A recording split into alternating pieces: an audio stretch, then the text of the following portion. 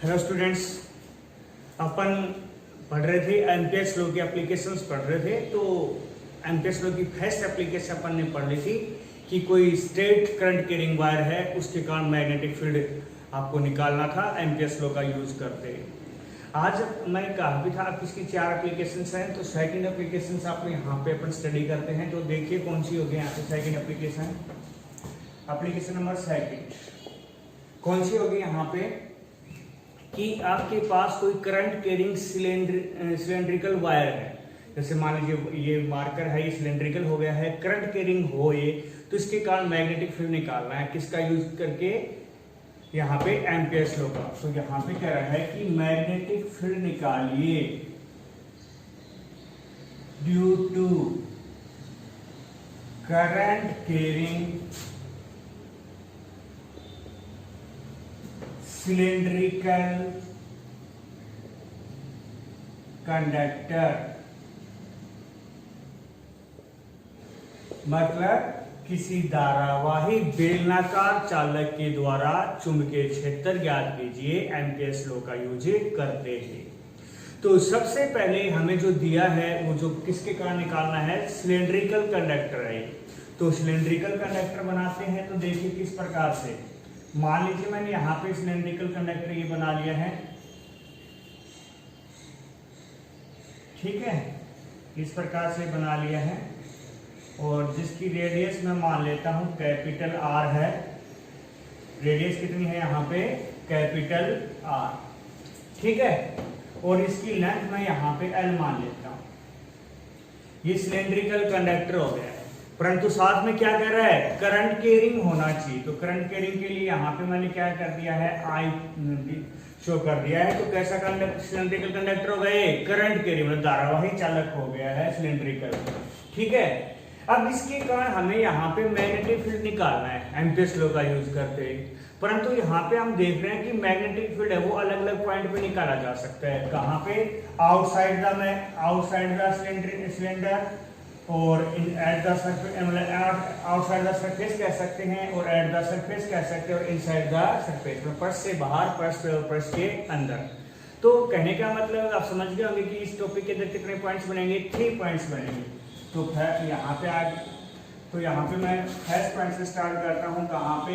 Outside the surface, मतलब surface से बाहर निकालेंगे हम। कहाँ निकालें सरफेस से बाहर? मान लीजिए मैं यहाँ पे निकालता हूँ, पी पॉइंट ले लिया मैंने यहाँ पे। ये आउटसाइड द सरफेस है कि नहीं है, जो कि इसके सेंटर से कितने डिस्टेंस में है, स्मॉल आर डिस्टेंस पे, ठीक है। यहाँ पे हम मैग्नेटिक फील्ड निकालेंगे, परंतु तो यहाँ पे लिख देते हैं magnetic field at point P point के ऊपर, पर किसका यूज करके? एम्पियर्स लॉ का। तो एम्पियर्स लॉ आप सभी को पता कहाँ पे लागू होता है, क्लोज पाथ पे। तो यहाँ पे हम क्या बनाएंगे, क्लोज पाथ बनाएंगे। ये हमने क्लोज पाथ बना लिया है, जिसकी रेडियस यहाँ पे हमारे पास कितनी है, स्मॉल आर है, ठीक है। वहां पे वही बात, यहाँ पे क्या लेंगे, स्मॉल एलिमेंट ले लिया हमने, डीएल की डायरेक्शन इधर हो गई है। तो आप करके देख लीजिए मैग्नेटिक फील्ड की डायरेक्शन भी किधर होगी, इधर। दोनों की डायरेक्शन सेम हो गई है, ठीक है। तो थीटा की वैल्यू क्या आ गई है, 0 आ गई है। तो आप निकाले magnetic field at point P, किसका यूज करते हुए, अकॉर्डिंग टू एम्पियर्स लॉ। क्या कहता है एम्पियर्स लॉ, बोलिए क्या कहता है, B D L equal to mu naught summation I. तो बी डी एल को आप खोलिए तो क्या आ जाएगा, बी डी एल कोस 0 है यहाँ पे 0, म्यू नॉट समेशन आई, टोटल करंट कितना है, आई।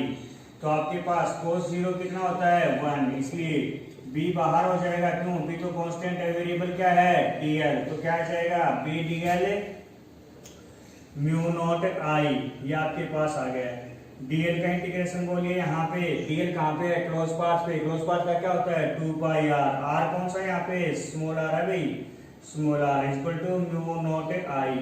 तो आपके पास क्या आ गया, B equal to mu naught I upon में 2 पाई आर, 2 पाई आर। ये आपके पास आंसर आ गया। ये कहाँ पे मैग्नेटिक फील्ड निकाल दिया आपने, आउटसाइड द सर्किट, जो कि क्या है बी यूनिफॉर्मली प्रोपोर्शनल क्या है यहाँ पे आ रहा है।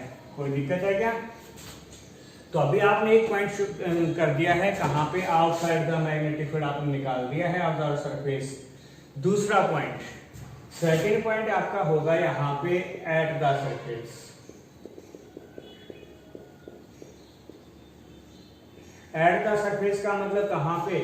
अब की बार हम यहाँ पे मान लेते हैं, पी पॉइंट यहाँ पे मान लेते हैं, तो वो लिख देंगे magnetic field at point P. तो क्या आ जाएगा आपके पास, जो किसके सेंटर से कितने डिस्टेंस से पता ही है, जो उसकी रेडियस है वही है। तो किसका यूज करते हैं, अकॉर्डिंग टू एम्पियर्स लॉ। तो क्या आ जाएगा, एम्पियर्स लॉ के लिए क्या करेंगे, क्लोज पाथ बना लिया जिसकी रेडियस क्या है, वो इसी प्रकार से डीएल, डीएल की डायरेक्शन भी इधर और बी की डायरेक्शन भी इधर। तो थीटा की वैल्यू कितनी आ गई, 0। तो कर दीजिए B D L equal to mu naught summation I. Same to same चलेगा, कोई दिक्कत नहीं आएगी, सिर्फ यहाँ सेम टू सेम चलेगा, सिर्फ यहाँ पे आर की जगह क्या आ जाएगा, कैपिटल आर आ जाएगा।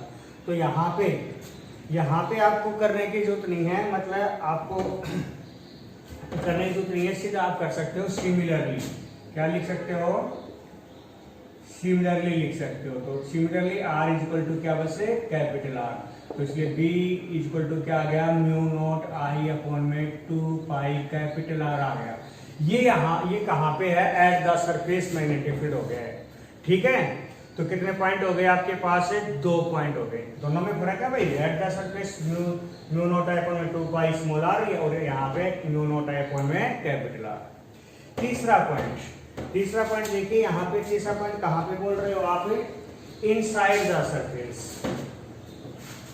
तो तीसरा पॉइंट अपन देखते हैं,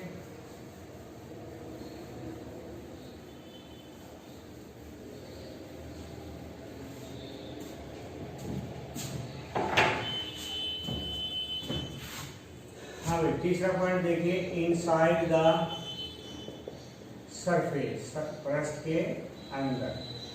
पृष्ठ के अंदर मैं बात अलग से बना देता हूं, ये था आपका, ठीक है, आई कैपिटल आर। यहाँ पे पृष्ठ के अंदर यहाँ पे मान लेता हूँ पी पॉइंट, ठीक है ना, पी पॉइंट यहाँ पे मैं मान लेता हूँ। तो यहाँ पे आपको मैग्नेटिक फील्ड निकालना है, तो किस प्रकार से देखिए, जो किसके सेंटर से कितने डिस्टेंस पे मान लेते हैं, आर डैश पे मान लेते हैं, कितना मान लेते हैं, आर डैश पे। तो यहाँ पे आप एम्पियर्स लॉ का यूज करोगे तो क्या आ जाएगा, क्लोज पाथ बनाना पड़ेगा। क्लोज पाथ उसी प्रकार से डीएल, तो डीएल की डायरेक्शन इधर भी और बी की डायरेक्शन भी इधर भी, तो थीटा इक्वल टू यहाँ पर भी 0। तो क्या आ जाएगा यहाँ पे, magnetic field at point P according to Ampere's law, क्या आ जाएगा आपके पास, बी डी एल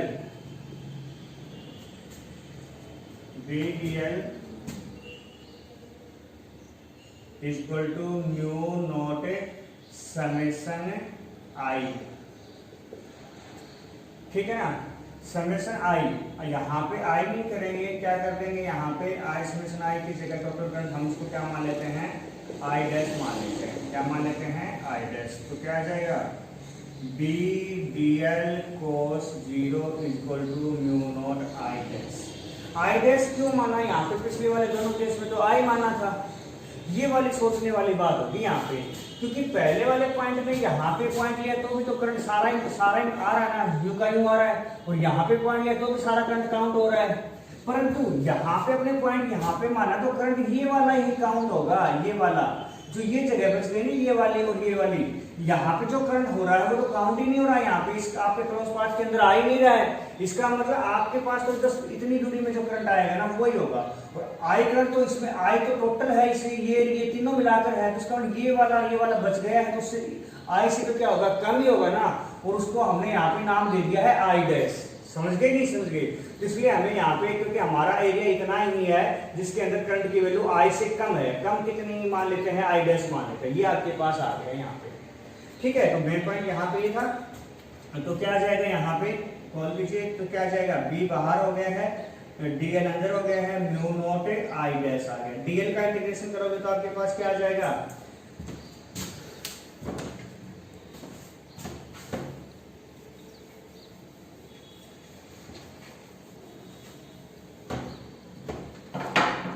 डीएस का इंटीग्रेशन करोगे तो पता है क्या आता है 2 पाई आर। अब की बार आर डैश माना तो क्या आ जाएगा 2 पाई आर डैश आएगा भाई, ये बात ध्यान रखना।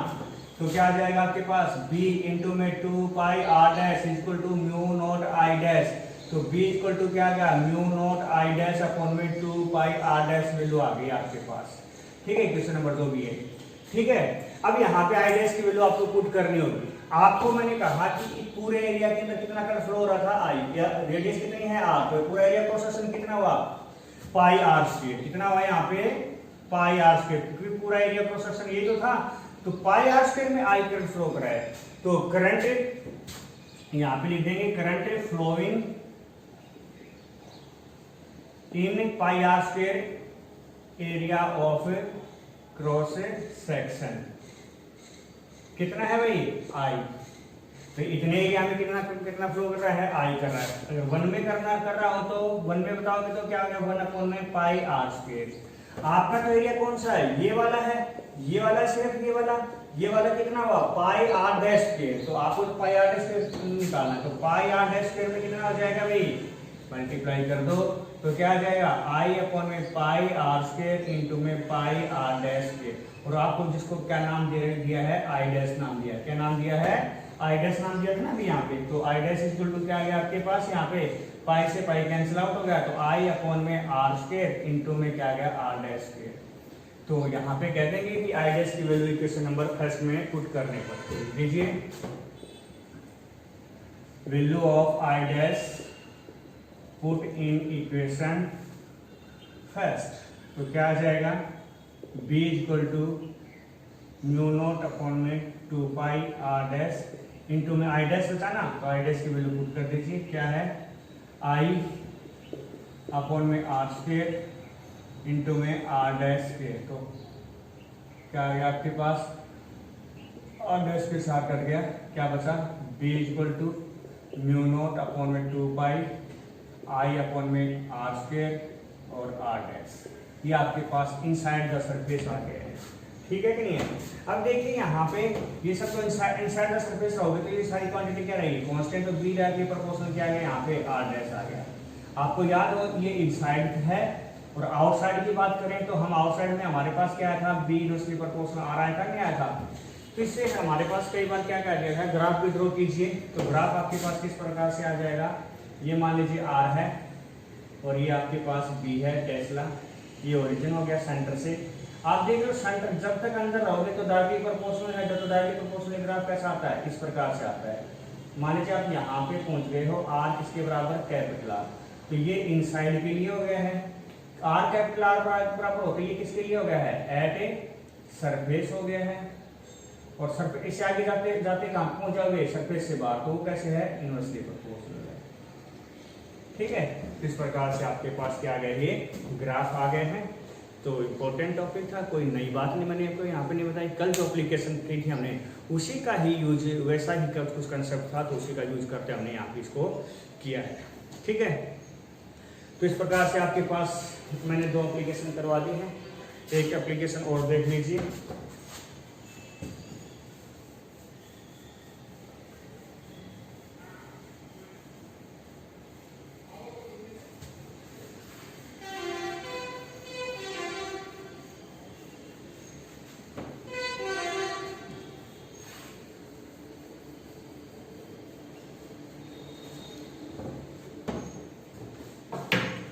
देखिए यहाँ पे इजी है, टॉपिक का नाम रहेगा सोलेनॉइड प्रीनालिका। हिंदी में एग्जाम में सोलेनॉइड के नाम से जा सकता है, उसको प्रीनालिका भी कहते हैं। सबसे पहले आपने को यहाँ पे पता होना चाहिए कि प्रीनालिका सोलेनॉइड होती क्या है। तो कह रहा है कि कोई आपके पास मान लीजिए कोई आयरन सिलेंड्रिकल कंडक्टर है और उसके कोई सिलेंड्रिकल कंडक्टर हो और उसके चारों तरफ एक insulating copper wire. Insulating copper wire का मतलब समझते हैं, जो कॉपर वायर उसके ऊपर क्या लगी होती है पॉलिश चढ़ी हुई होती है। जैसे अपन कोई मतलब जैसे पंखा होता है मोटर वगैरह बांधते हैं उसमें जो वायर होता है उसमें अपन को येलो येलो दिखाई देता है, ऊपर पॉलिश लगी होती है। ठीक है ना, या सुनहरी कलर का जो भी है, तो वो इंसुलेटिंग कॉपर वायर बोलते हैं। तो आपस में टच होने को लाइट क्या नहीं होती, फॉल्ट नहीं होती, ठीक है ना। उसको कनेक्शन भी जब करना होता है तो अपन कैसे करते हैं, उसको पहले जलाते हैं, जला के फिर कनेक्शन करते हैं। सीधा डायरेक्ट कर देंगे तो कनेक्शन होगा नहीं, क्योंकि वो इंसुलेटिंग कॉपर वायर है, ठीक है ना। तो यहाँ पे क्या है कि कोई कंडक्टर, सिलेंड्रिकल कंडक्टर है, उसके चारों तरफ कोई इंसुलेटिंग कॉपर वायर को क्या कर दिया जाता है, वाउंड कर दिया जाता है। मतलब क्या कर दिया जाता है, वाउंड कर दिया जाता है। तो उसे हम क्या बोल देते हैं, सोलेनोइड बोलते हैं। तो उसे हम क्या बोल देते हैं, सोलेनोइड बोलते हैं। कोई दिक्कत है? अब देखिए सोलेनोइड के बारे में मैं आपको और बातें बताता हूँ। कह रहा कि मान लीजिए आपके पास एक्चुअली सोलेनोइड जो हो गई वो किस फॉर्म में होती है, हेलिक्स फॉर्म बोलते हैं। क्या बोलते हैं, हेलिक्स फॉर्म, हिंदी में भी हेलिक्स फॉर्म बोल दिया जाता है, ठीक है। तो हेलिक्स फॉर्म में जो मतलब जो होती है कॉपर वायर, इंसुलेटिंग कॉपर, सीधा भी बोल सकते हैं कि कॉपर जो इंसुलेटिंग कॉपर वायर का हेलिक्स फॉर्म भी क्या कहलाता है, सोलेनोइड कहलाता है। तो इस प्रकार से ये, जैसे सिंपल तौर पे मैं आपको बता दूं, स्प्रिंग नहीं होती क्या, स्प्रिंग ही क्या कहलाती है, सोलेनोइड कहलाती है। जैसे स्प्रिंग नहीं होती है, वो स्प्रिंग क्या होती है, सोलेनोइड होती है। अब क्या है कि मान लीजिए आपके पास कोई करंट कैरिंग कंडक्टर है, सोलेनोइड है। तो करंट कैरिंग सोलेनोइड है तो इसके अंदर क्या होगा, करंट कैरिंग होगा तो इसके अंदर क्या होगा, मैग्नेटिक फील्ड क्या होगा, प्रोड्यूस होगा, इस प्रकार से, ठीक है कि नहीं है। इस प्रकार से मैग्नेटिक फील्ड प्रोड्यूस हो जाएगा। इसमें एक खास बात ये होती है, आपको बता देता हूं कि इसके अंदर जैसे मान लीजिए बिल्कुल सेंटर पे मैग्नेटिक फील्ड बी है, और ये आपको बता देता हूँ जो सोलेनोइड होते हैं ना, ये मतलब जो वाउंड आपने किया बराबर हो तब की बात है, आइडियल सोलेनोइड की बात कर रहा हूँ मैं। ये सब बराबर हो आपके वाउंड, तो आपकी क्या होंगे, यहाँ पे जो अंदर मैग्नेटिक फील्ड होगा ना, वो क्या होगा, पैरेलल होगा। क्या होगा, मैग्नेटिक लाइंस ऑफ फोर्स क्या होंगे यहाँ पे, पैरेलल होंगे, मतलब यूनिफॉर्म मैग्नेटिक फील्ड होगा। कैसा होगा, यूनिफॉर्म, हर जगह पे एक समान होगा। परंतु जैसे मान लीजिए बीच में यहाँ पे बी है, तो इसके किनारों पे कितना हो जाएगा, इसका आधा हो जाता है। कितना हो जाता है, इसका आधा। यहाँ पे बी है तो किनारों पे कितना हो जाएगा, b/2। और यहाँ पे तो बिल्कुल ही क्या हो जाएगा, जीरो हो जाएगा। क्या हो जाएगा, जीरो। ऐसा क्यों हुआ, क्योंकि ये जो मैग्नेटिक लाइंस ऑफ फोर्स है ना, जैसे जैसे यहाँ पे किनारों पे आएगी तो जैसे ये यहाँ से बाहर आएगी दूर होना स्टार्ट हो जाती है, और जैसे ये मैग्नेटिक लाइंस ऑफ फोर्स दूर होंगी तो वहाँ पे मैग्नेटिक फील्ड की डेंसिटी भी क्या हो जाएगी, कम हो जाएगी। तो कम हो जाएगी तो वहाँ पे मैग्नेटिक फील्ड भी क्या हो गया, कम हो गया। ऐसे यहाँ पे आएंगे तो यहाँ पे बहुत दूर हो जाएगी, बहुत दूर हो जाएगी, तो मतलब इस मैग्नेटिक फील्ड की वैल्यू इतनी कम हो जाएगी जिसको हम क्या मान सकते हैं, जीरो मान सकते हैं। तो याद रखना, सोलेनोइड जो होता है उसके किनारों पे मैग्नेटिक फील्ड कितना होता है, उसके सेंटर का हाफ होता है, और बीच में यूनिफॉर्म होता है, और साइडों में क्या होता है, जीरो होता है। क्यों होता है, क्योंकि मैग्नेटिक लाइंस ऑफ फोर्स बहुत दूर हो जाती है, ठीक है। ये सोलेनोइड है। आपको एक और बात बता देता हूँ, सोलेनोइड जो होती है ना, बार मैग्नेट की तरह बिहेव करती है। मैग्नेट नहीं होता क्या, एनोडस, उसकी तरह यहाँ पे बिहेव करती है, ठीक है। जैसे इसमें भी ऐसे होता है, तो उसमें भी क्या क्या होता है, यहाँ पे इस प्रकार से होता है कि यहाँ से मैग्नेटिक लाइंस ऑफ फोर्स क्या आती है, बाहर आती है, कहाँ पे जाती है, एस और एस से कहाँ पे आते हैं। तो यहाँ पर भी ऐसा ही हो रहा है। इसका मतलब जो सोलेनोइड होती है वो किस प्रकार से बिहेव करती है, यहाँ पे एक बार मैग्नेट की तरह है बिहेव करती है। तो इससे दोनों में रूल्स क्या है, यहाँ पे सेम है। तो मैंने यहाँ पे आपको सोलेनोइड्स के बारे में बताया, ठीक है, परिनालिका के बारे में। अभी तो इंट्रोडक्शन हुआ सोलेनोइड का। अपनी एप्लीकेशन क्या है कि एम्पेयर्स लॉ का यूज करते हुए सोलेनोइड के कांट क्या निकालिए, मैग्नेटिक फील्ड निकालिए। तो सोलेनोइड मैंने आपको बता दिया, एज लाइक आपकी स्प्रिंग होती है, उस वैसी जो इंसुलेटिंग कॉपर वायर होता है वो क्या होता है, सोलेनोइड ही होता है, हेलिक्स फॉर्म जिसे अपन बोल देते हैं। तो मैग्नेटिक फील्ड निकालेंगे सोलेनोइड की कांट। तो सबसे पहले क्या बनाए यहाँ पे, सोलेनोइड। मैंने बताया ये जो स्प्रिंग है हेलिक्स फॉर्म, ये क्या बन गई है, सोलेनोइड। मान लीजिए इसके अंदर टोटल नंबर ऑफ टर्न्स है ना, कितने मान लेते हैं, कैपिटल N मान लेते हैं, और लेंथ कितने मान लेते हैं, यहाँ से यहाँ तक L मान लेते हैं, ठीक है। लेंथ L है, टोटल नंबर टर्न्स कितने हैं, N है।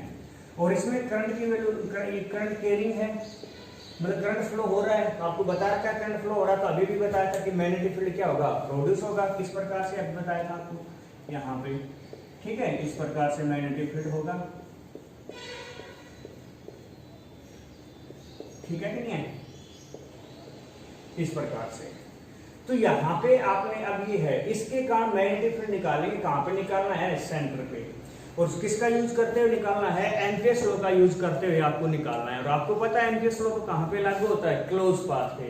तो यहाँ पे मैं तो कोई क्लोज पाथ दिखाई नहीं दे रहा, तो हमें यहाँ पे लेना पड़ेगा, कोई क्लोज पाथ इमेजिन करना पड़ेगा। तो मान लीजिए मैंने यहाँ पे एक क्लोज पाथ है इमेजिन कर लिया है, P Q R और S, ठीक है।